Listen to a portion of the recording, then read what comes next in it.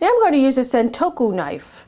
This knife with the divots, the little indentations along the bottom of the blade right near the edge, make the knife lighter and a little bit easier to wield.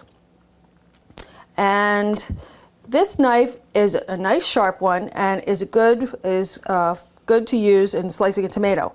A tomato is soft, but it has the skin around it that you don't want to tear. So you want to make a nice precise slice.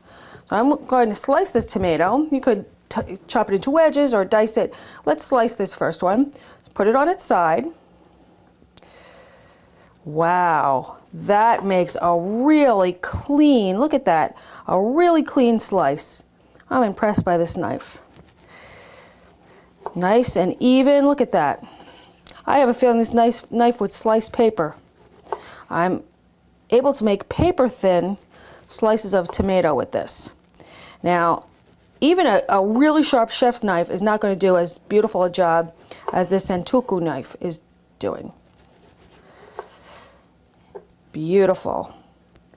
If you want to slice tomato, I suggest you get yourself one of these. You see how I curved my fingers in there? Keep your fingers away from the blade. You curve your fingers in around the ingredient and slice. You don't want to hold it like this, but like this.